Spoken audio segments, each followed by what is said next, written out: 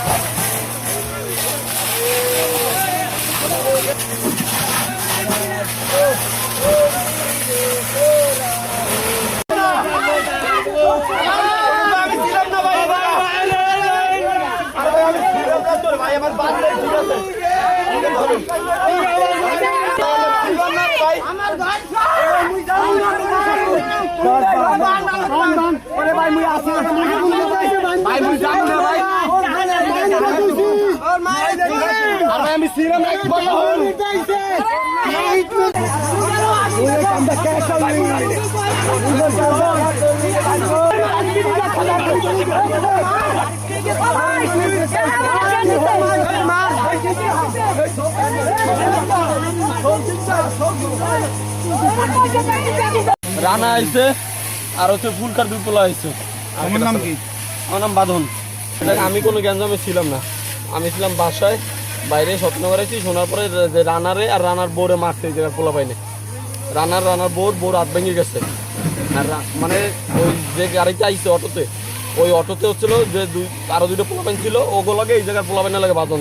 আর রানার বউ আইছে, ওরা তো কইবো যে ভাই আমাকে দুজনের লাগে বাঁধন, তো দুজনে নামাই দেন।